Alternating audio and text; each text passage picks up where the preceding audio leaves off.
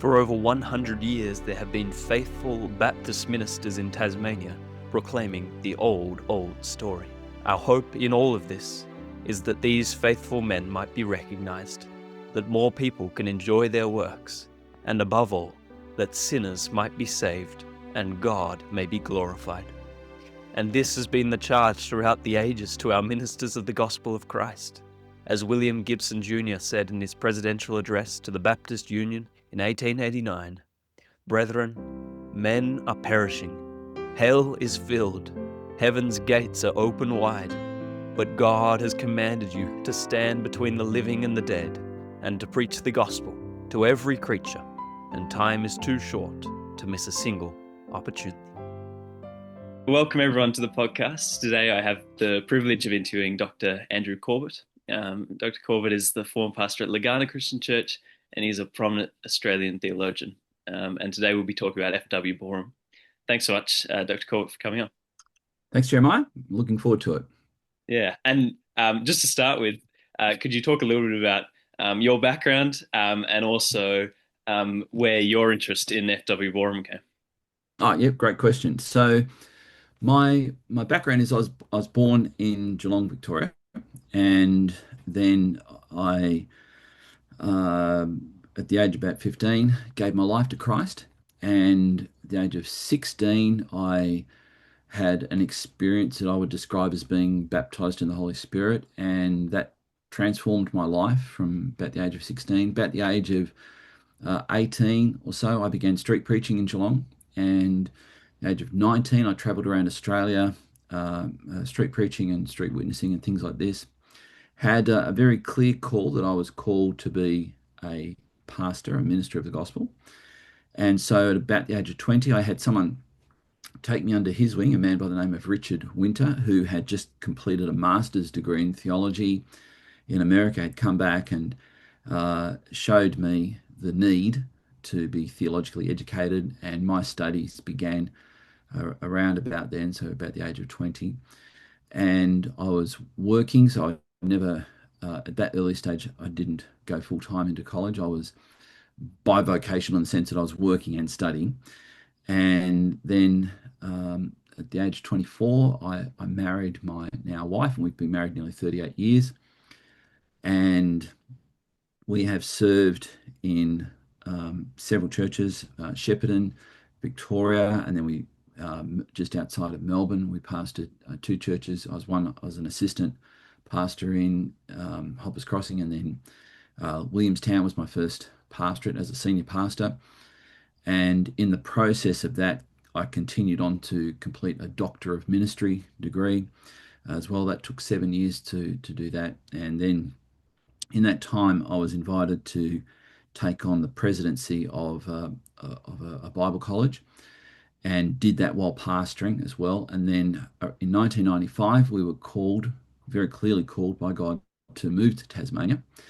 And that's when we took over a fledgling church that had suffered quite a few setbacks. A couple of people had committed suicide in the previous 12 months, and they were thinking of closing the church. And we turned up, and uninvited, didn't know anything about this church. And then a week later, they took a vote. The remaining members there took a vote to accept me as their senior pastor.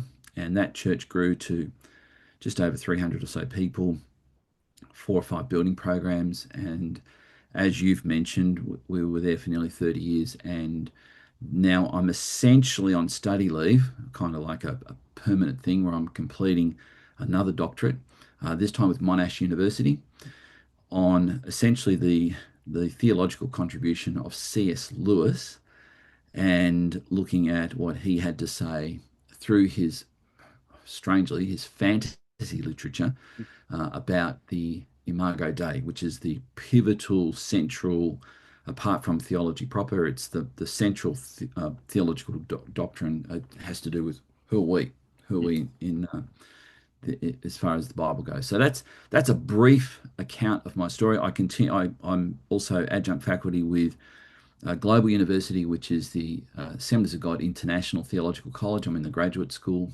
there, and doing what we're doing now, Jeremiah, which is Zoom. I'm able to Zoom with students in Africa and Asia and across the Pacific and North and South America. So that's my life at the moment. Mm. Yeah, yeah. Um, and so your interest in Boreham, obviously you've done a documentary on Boreham, Yes. and have a large collection of his books. Could you tell us a little bit more about where that are? Yeah, sure. So when I came to Legana, it was so we'd come from Melbourne, and Melbourne now is 5 million people, but when we were there, it was only just about 3 million or so. And when I came to Tasmania, the town of Legana was 1,500 people, and the church was 17 people there. And I was looking for some help. I was looking for some help as far as how do you do this? How do you pastor a church in a rural area, and that everything I saw at conferences was geared towards city pastorates and the idea of being successful was having lots of people and numbers and all those sort of things. And I just did not see it as relevant. One of the things that happened was an older lady who is still very, very dear to us. Her name's Judith Brain. Her father had been the Methodist minister in Legana and had since died quite a while ago. And she was moving house. Her and her husband were downsizing the house. And she invited me to come and have a look at what was left of her father's theological library. And when I went there, I saw a book written by F.W. Boreham, and I'd heard about Boreham. Some of the old time Baptist pastors I'd seen would often cite Boreham. I didn't know anything about him, so I grabbed that book. It was called I Forgot to Say, and it sat on my shelf for a long time. And then eventually, I thought, oh, look, I'll have a look at this. I picked it up. It was a page turner, Jeremiah. I was absolutely enthralled. It was F.W. Boreham telling of his time in Hobart, telling of the time that he was down at the Taroona docks when the cruise ships used to come in, or not so much cruise ships, but passenger ships used to come in. And as I read this, I wondered where he was going because the actual essay that he wrote was on wet paint. And I thought, who writes an essay on wet paint? But as I'm reading this, he hooked me in. It was like I took the bait and he just kept reeling in. And then ultimately, as he's talking about the virtues of wet paint makes things fresh, wet paint makes things look new, wet paint gives a home a sense of this is ours, we've now changed the colours, this is us. And then he said, but I went for a walk around the block, and he lived just in North Hobart, and he said, as I turned to admire a freshly painted picket fence, my jacket scraped on the fence, and I got this wet paint on my jacket, and he said, "Oh, wet paint's also annoying." It's like wet paint is. And then he says, he goes back to his time on the docks at Taroona, where he says the the cargo boy couldn't get his trolley through because of the crowds waiting for people coming from England to settle in Australia, and so he went away, got a sign, and put on the front of the cargo trolley, "Wet paint, stand clear." And as soon as people turned and saw wet paint, they just repelled. And he said, "Wet paint also repels." And then he talks about another walk. He's thinking about these things, and he said, and then it was raining, and I came back to my house, and I realised, boy, I'm glad our house is secure, and the paint is protecting us from the wet and the sun and all the rest of it. The sun's beaten down on it and made it hard. And wet paint, it has its virtues, but dry paint really has its virtues.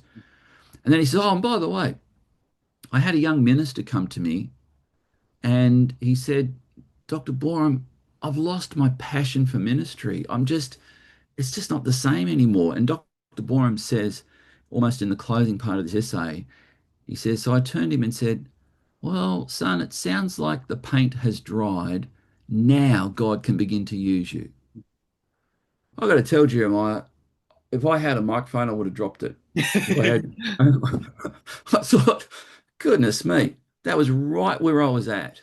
And then I read that thing. And after I read that whole book, which is just a collection of essays, which is what most of Boreham's books are, that I thought, I've just said goodbye to my grandfather.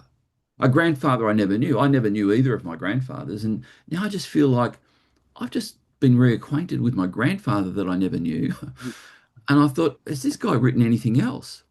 Well, you probably can't see it. Well, actually, you can just see it just behind me here. That's my F.W. Boreham bookcase. Yeah.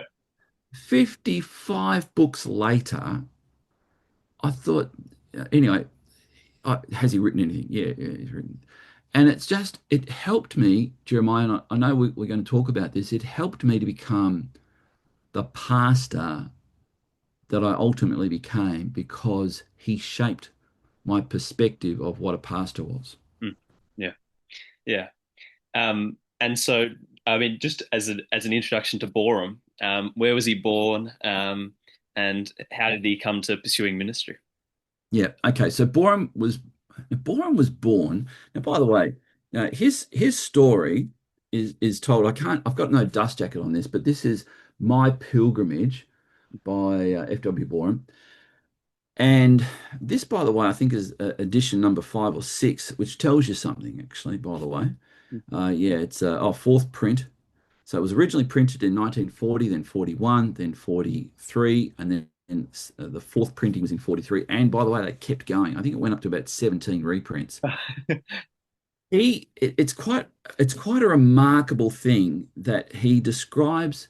This is his autobiography that he wrote. Now, I'm pointing this out because he he essentially tried to retire in 1938. So he was born on the 3rd of March, 1871. Now, one of the things about this is the way he opens up his story. Let nobody imagine, this is his biography, for the thousandth part of a second that my autobiography is born of an inflated conception of my own importance. On the contrary, it is born of a delicious consciousness of my own insignificance. The lives of important people are seldom exciting. Everybody knows the story before the biographer set out to tell it. But the lives of nobodies and non-entities offer a virgin field of novelty. And he goes on to describe his arrival. He says, salvos, this is how he describes his birth. Salvos of artillery and peals of bells echoed across Europe on the morning of my birth. Pretty creative, but it actually had nothing to do with his birth. That's how he started. It's got you straight away. It's like, really? Guy, maybe this guy's more important than I realized. Some men, situated as I was, would have taken it for granted that those thunderous reverberations and melodious carillons had been specially organized in their honor. Incredible as it may seem, however, I was in those days so extremely modest that no such thought occurred to me. And he goes on to say, it was on that day, Friday, March 3, 1871, that the Franco-Prussian War came to an end and they celebrated across Europe. You think, golly, it just gets you in the way he tells his story. So he was born in a place called Tunbridge Wells, outside of London, and he spent his first 23, nearly 24 years in London, in and around England, sorry. Yeah, yeah, yeah. And when did he start to feel that call to the ministry, and how did that look? Yeah, well, a couple of things you need to appreciate about that to Mm. get your head and heart around that question is that Boreham was a voracious reader, and he read particularly biographies and adventure stories. He loved to read. And you got to think, early 1870s, early 1880s, there's not a lot of internet around at that time. There's not a lot of TV around at that time. So people read these things. You may need to ask your grandfather about this, Jim, but they're called books. He read. He was a voracious reader. Now, the point of that is that by the time he was 15, he had essentially matriculated high school. And and that's, just ponder that for a moment. That means in today's language, he was 3 or 4 years ahead of pretty much where culture was. Right? At the age of 15, he finished high school. He then got a job at a rail yards and One morning, when he was out there with the signalman, as they were looking at the bricks that had to be shipped, it was a foggy morning, and he had to account for the number of carriages that were taking bricks out of the brickyard. The signalman turned the signal, which is the points of the train, and it knocked. There was a twin thing. So as he pushed this one, it moved this one, and it knocked Boreham, 15-year-old Boreham, under the train. As the train proceeded, Boreham was dragged under the train for 50 yards, which eventually led to his right leg being pretty mangled. And that led to him being hospitalized for 9 months with septicemia. And ultimately, doctors told his parents there's no hope. And so his mother went down to Emmanuel Church in Tunbridge Wells, which was the family church, and begged God to save the life of her 15-year-old son who was lying in a hospital bed about to die. And as she prayed, she was just then overwhelmed with the peace of God. And so she got up and went back home. And just as she arrived, a telegram boy arrived with a telegram saying, essentially, all things have turned. Your son is recovering. Now, in that prayer that she prayed, she offered her son to God. She said, you save his life and he's yours. You can do with him whatever you want. Just save his life. Ultimately, she would tell her son that. And then ultimately, when he was 23 and he wrote to his parents saying, God is calling me to go to New Zealand. And his mother particularly said, don't go, don't go. And then she, having sent that letter, she immediately remembered her prayer that morning or that day and wrote to him and apologized and said, no, you should go. This is the deal I had with God. Save your life and you can have him. And now he's laying claim to that. So he was called to the ministry from his recovery. At the age of 15, he went to London, and he then, within a couple of years, he was brought in by a group of people from the London City Mission and began street preaching. And in street preaching, one day, Charles Spurgeon is riding in a carriage past and hears the young, at this point, 17, then 18, and then 19-year-old Boreham preaching on the streets of London. And through his channels, he offers Boreham a full scholarship into Pastors College. And this is where Boreham says, I had an emotional problem with accepting that offer because Charles Spurgeon was a Baptist and I wasn't. But then he also says in his autobiography, he says, but I had recently come to see that in the New Testament, water baptism is the profession of faith. And that I had been christened as a baby, which I had no part in, but now I realized water baptism is the biblical means by which you profess that you are now following Christ. And so he said, I had submitted to that. And if you've ever read the Didache, which was written early 2nd century, you'll read in there the procedures for how a new convert is to be baptized. And it includes an extended time of fasting 2 days before your baptism and the day of your baptism. And Boreham said that that's what he did. He fasted for his baptism. And in this church, the Old Baptist Union Church was called, they said, when we baptize people, we also lay our hands on them and pray for them for their new life and for God to have his way. And so he said that he was baptized. He then came up out of the waters, and he said when they laid hands on him, something happened. And something happened where he says for the next few days, he felt like his feet could not even touch the ground. He was walking on air. That's his emotional description. And so from that point, he he said, so now it was sort of 2021. He's he's convinced God's called him to pastoral ministry. He had a stint one morning where he was on his way to go to the church he was going to, and the Park Street Congregational Church at 10 a.m. sent a message to where he was living saying, "Could you come and preach this morning? The minister who we had appointed to come cannot make it, and we need a preacher." So he had, like, 15 minutes to get a sermon ready, Yeah.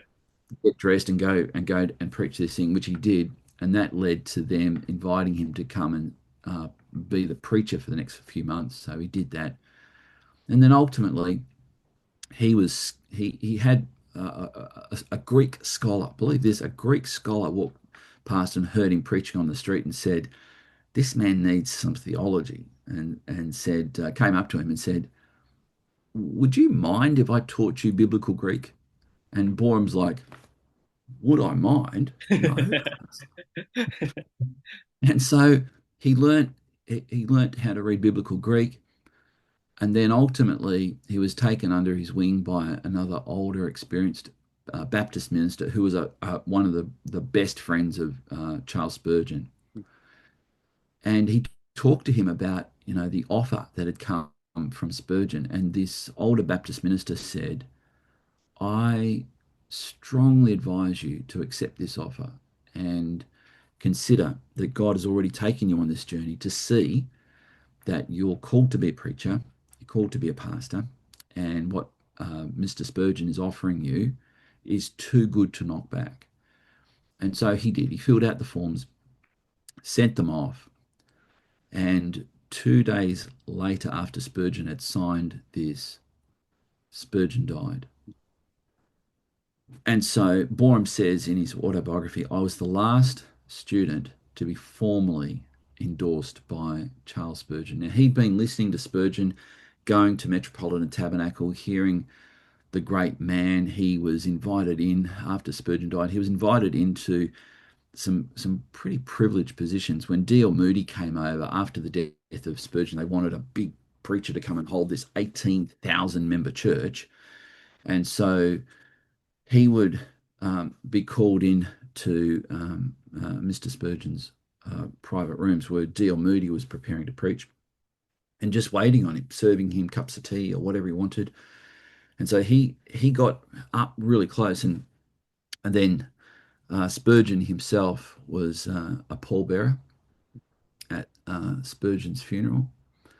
And throughout the rest of his life, his admiration, which often happens, Jeremiah, after sometimes the passage of years recalibrates, refocuses your appreciation of past events. And this is exactly what happened to Spurgeon. He came to realize that Spurgeon was not just a good preacher, he was a great preacher. And not just a great preacher, but a great leader. I mean, he sent out 3,500, or sorry, 3,500, maybe 3,800 graduates from Pastors College around the world to pastor churches. That's pretty extraordinary. And Boreham was one of them. Yeah. Yeah. And so what was Boreham's experience like at the Pastors College? And what influence did Spurgeon and his theology have on Boreham? Yeah, well, again, great question. So Boreham's experience at Pastors College, which is a 4-year program, it's a live-in accommodation as well. So everything was, provided by Spurgeon for Boreham to be there.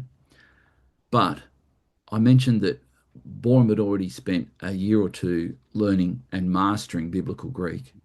His time with the good friend of Spurgeon also introduced him to biblical Hebrew. So essentially, he says that when he got there, he'd already done a year's worth of study with these mentors. And then it turns out that that was actually the equivalent of 2 years that Pastors College would have taken someone through. So his 4-year program, he says he only spent 2.5 years there because this is the really interesting thing. He was called in one morning by the returning Thomas Spurgeon, which is Charles Spurgeon's son. Thomas Spurgeon had been the Baptist superintendent of New Zealand. When his father died, he returned, and they thought maybe Thomas could step into his father's shoes, which very, very difficult to step into Spurgeon's shoes, by the way. And Thomas came back with a request from a church in the South Island of New Zealand, just outside of Dunedin, a little place called Mosgiel, a town of maybe 800 or so people, maybe 1,000. Dirt roads, lots of farms surrounding it. And the request was from this small Baptist community in Mosgiel, send us a pastor. And so Thomas Spurgeon arrived back in London, came to Pastors College and said, I've got a request from this church for a pastor. Who do you recommend? And they, without hesitation, they said, our best student is F.W. Boreham, best student by far. And they based that not just on his academic ability, he's very well read, at the age of 23 or so, but he'd also been sent north of London to a place called Thaden Boys in a region called Epping Forest.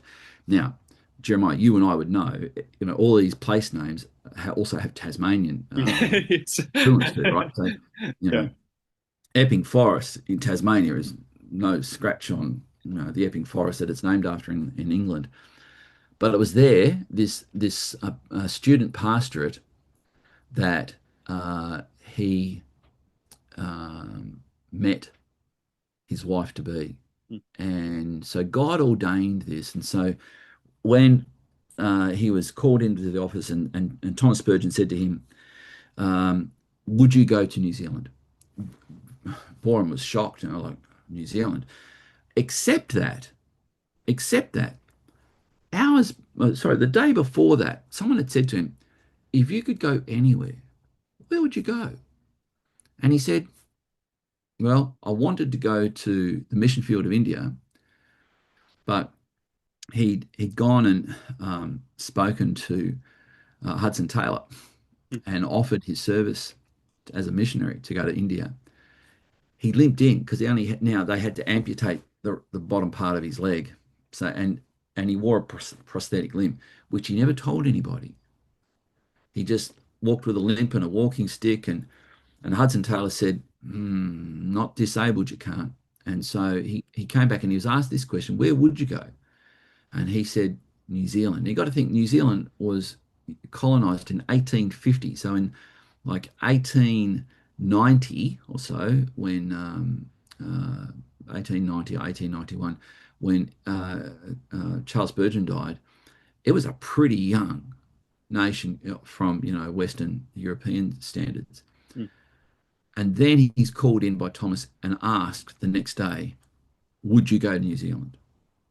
And so he did. He accepted that.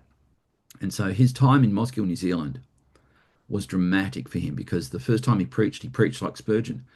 And they went up to him and said, the old Scottish immigrants went up to him and said, what are you doing? And like, there's 30 people here and you're yelling at us like there's 18,000. What are you doing? And so the other thing that transformed him at Mosgiel, because he read his sermon out, and the old guy said, we're not here for a recital. We want you to preach, man, preach. Got to come from your heart, laddie. So this is the way. So he realized from that moment he had to learn how to preach without notes. And the second thing is he went to visit on a horse and buggy, and went to visit these older ladies, Scottish ladies out in the farms, and he'd sit there and it'd be like a stone, just like nothing. I've got nothing here for you. And the women eventually ganged up on him and said, what are you doing? Do you know we've got stories to tell? And why don't you listen to us? Why don't you ask us our stories? And he goes, stories? You've got stories? I love stories. And that was the moment, Jeremiah, that his whole world was transformed Mm. because he realized he wasn't pastoring people. He was pastoring people who had aspirations, histories, stories, desires, emotions. And that concept that they had stories was a moment where eventually, after he left Mosgiel, he was reflecting on all of the stories, and he began to write them. First book, Luggage of Life, and then he began to reflect on all of these stories, and they're enchanting. And that was his first pastorate, how he learned how to pastor. Yeah. So we talked about so stories. So what defined his pastorate in Hobart, in Mosgiel, Yeah. and what made him so popular as a pastor? Okay, so Hobart at that time, Hobart Baptist Church was Australia's premier Baptist church. It was very, very prestigious. He had his wife Stella come to him and say, "I think God's going to call you to Hobart." And he said, "Don't be ridiculous. Here I am. I'm just a nobody pastor in Mosgiel, and you know this. Why would they ever call me to Hobart? Hobart's like this prestigious pulpit." And then the diaconate of Hobart Baptist Church somehow did invite him to come as a probationary pastor. Mm. And so he resigned from Mosgiel, moved him, and I think by this stage he had a couple of children. And so in 1906, he left Mosgiel and headed to Hobart on this idea that they were going to give him 6 months. Mm. But Jeremiah, what happened was within the first few weeks, that Hobart church that had 140 people and a big schism, JT Soundy and others had said, what do you do? And there was this big split. Mm. And then he came. And the first thing they said to him is, "Whose side are you on?" He said, "I'm not on anyone's side. I'm just here to tell you about Jesus. I'm here to preach Jesus and to lead you into a closer relationship with Christ." Yeah. Jeremiah, they opened the doors at 10 a.m. Sunday morning. Prior to that, after a few weeks of being there, people were queuing up in the street to get into Hobart Baptist Tabernacle, as it was called, Mm. to hear F.W. Boreham. Then it was filled chock-a-block every service, 500 in the morning, 500 at the 7 p.m. Wow. service in winter. Mm. Jeremiah, get your head around this. How hard is it? You told me there's no evening service now at Hobart Baptist. He was doing a 7 p.m. service where people would walk in the dead of night to a building that didn't have electricity. Mm. Mm. Get your head around this, that there was lanterns in there. And he was preaching morning and night different messages, Mm. and those messages became more books. Hobart Baptist is where he learned he had a voice, Mm. and his voice began to ring around the world. And eventually, the pastor of Metropolitan Tabernacle took leave to come to Hobart to hear him. Wow. And this is where preachers from all around Australia began to come to Hobart because now Boreham was a writer. He was putting things into books. During the time there, the World War One broke out. The editor of the Mercury, which used to be a private newspaper, the editor died from the stress of World War One happening. They asked Boreham to step in to be the editor. He wrote a weekly column. He ended up writing weekly newspaper columns for Hobart Mercury when he moved to Melbourne in 1916. It used to be called the Argus, then it was called the Age. Mm. He ended up writing a weekly column for the rest of his life, essentially, when he wrote 3,500 weekly editorial columns. His books, 55 books, were the collection of his sermons. In Melbourne, he was criticised by other preachers that he wasn't much of a preacher. Mm. But let me tell you this, in 1924, he was invited back to London to preach at the annual convention of the London City Mission, where he started his street preaching. Yeah. Jeremiah, that meeting, the London City Mission had so many people register their interest that they had to book a bigger hall. They booked the Queen's Great Hall. It held 3,500 people. That day, Jeremiah, 10,000 people turned up to hear F.W. Boreham preach. Wow. Let me tell you, when he came back to Australia, he did not tell a soul. Mm. I just got a confession here. Jeremiah, if that was me, trust me, by now you would know about it, because I would tell you. I'd even try to make it sound humble. But Boreham was actually humble. This is the thing. And so what do we learn from Boreham? I think we learn to preach, not to see that as a trivial exercise. What else do we learn from Boreham? We learn that people matter. Listen to their stories, get to know them, walk with them through the stages of life. That's what Boreham did. When he was ultimately in his retirement, he was preaching at Scott's Presbyterian Church in Collins Street in Melbourne. 1,200 people came out every lunchtime Wednesday to hear him preach. That's extraordinary. This is what we can learn from Boreham. Preach well and care about people. Yeah. Thanks so much, Dr. Corbett. It was an absolute privilege to interview you. Great. Holy, holy, holy, Lord God Almighty, early in the morning our song shall rise to Thee. Holy, holy, holy, merciful and mighty. Oh, friends, what a tremendous confidence. What a tremendous hope. When you feel like you're being shaken, you don't know which way's up, there's assaults against your mind, and you realize these words. You don't even know if God's there sometimes, but you hear these words, I have prayed for you, that your faith won't fail. Oh, wretched man that I am, said the Apostle Paul, who can deliver me from the body of this death? And back comes the answer. I thank God through our Lord Jesus Christ. The challenge of the Christian faith is that we bring our lives under the rightful master. Our main work, our supreme work, our work before which all other pales and becomes dim, is to tell the good news, to go everywhere, letting everybody know about the unsearchable riches of Christ. And may we know the love and the grace of Jesus Christ within our life. What do we have apart from Him? He's the rock on which we build.